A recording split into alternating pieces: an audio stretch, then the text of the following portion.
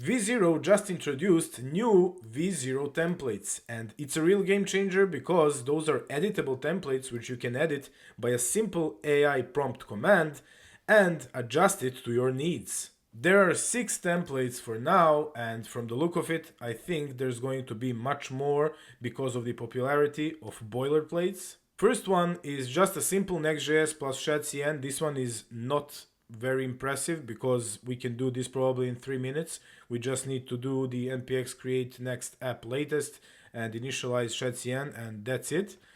Next one is Next.js plus forms. So this one is using server actions and zone validation.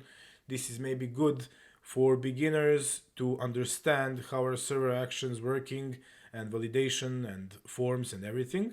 And the other 4 are the most impressive. So the next one is Next.js plus charts, and this one is, you probably seen the charts from shadcn. It's using shadcn charts, and it's really nice if you need some kind of analytics or something like that.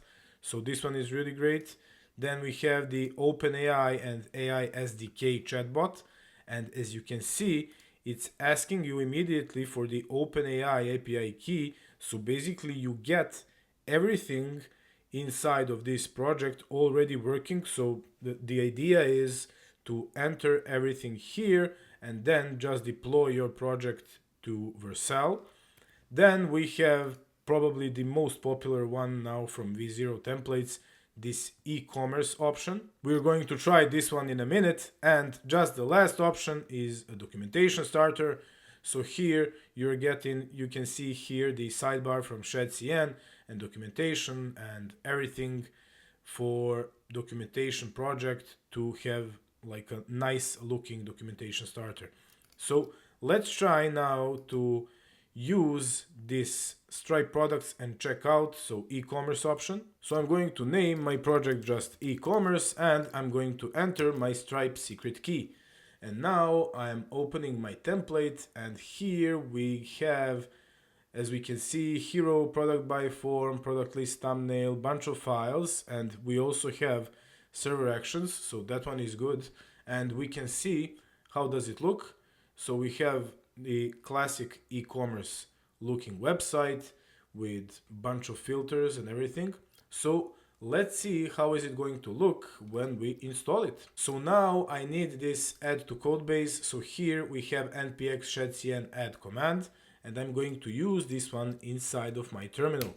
And this one is going to install both shadcn and Next.js and also Stripe and everything that is needed. We're going to name this project e-commerce. So now we are creating a new Next.js project. So now we are choosing for our shadcn. I'm going to pick Stone and New York and yes for CSS variables. And we are using Force for React 19, which is now stable. So that's a good thing. And using Force for everything that we need. So everything should now be good. The file page already exists. Yes, we are overwriting it with all the things that are coming from V0, and there it is. So now we are going to e-commerce, and we are just going to run pm dev. And our turbo pack is running. The version is 15.1.0, so it's the latest updated version of Next.js. And we don't have here our API key. So we need to put it, I guess, yes, in our environment file. So I'm going to open the code now. I'm going to projects, e-commerce, and there opening my code.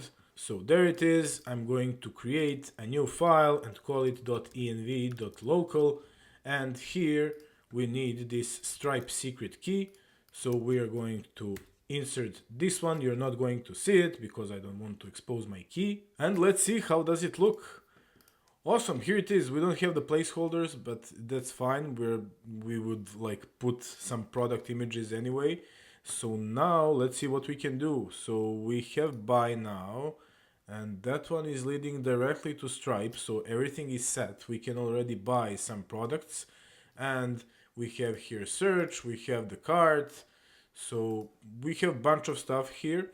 Let's see code a little bit. I'm curious how they handle the backend. So here we have the lib directory, And we have the actions. So this one is the checkout action. Okay, this one looks nice. Then we have the products, and here we are awaiting our products from Stripe, and we have our list schema. So this one looks really nice. And then we have here our schema. Okay, so we have product schema and we have product list schema. Nice. Let's see what are they using actually here. So when we go to packages, what kind of database are they using? I don't see like any Prisma or Drizzle, so it's using only Stripe. Awesome. Okay. Then here we have Stripe. So everything is basically pretty much set, and we have the components. So here we have the cart and hero section, logo, etc. So it's looking really nice, and I think with this kind of boilerplate we can really bring e-commerce solutions much faster. There is of course a lot of things to be done yet. As you can see here, this 100 tokens, 50 tokens, 10 tokens, and buy me some meat, this one is coming directly from my Stripe account. So there I have these 4 products and they are enlisted here automatically. So that one is pretty awesome, I must say. And here we have some kind of filters, and as you can see, those are going to some hashtag. So those are not doing anything for now, but it's a good thing like to put here some navigation for filtering of your products. So this one is really nice. Only for Stripe implementation we would lose probably a lot of time, and this is giving us everything here from the backend and front end and all the things. So I think this one is going to be really useful. So what do you think? Should we create some kind of project with this V0 template or any other? Tell me in the comments below if you'd be interested in something like that. I think it would be really cool to try and build something as like for this Stripe products and checkout, or maybe even this OpenAI and AI SDK chatbot. This is like AI projects are always interesting. It's really a good time to be a developer. Until next time, see you warriors.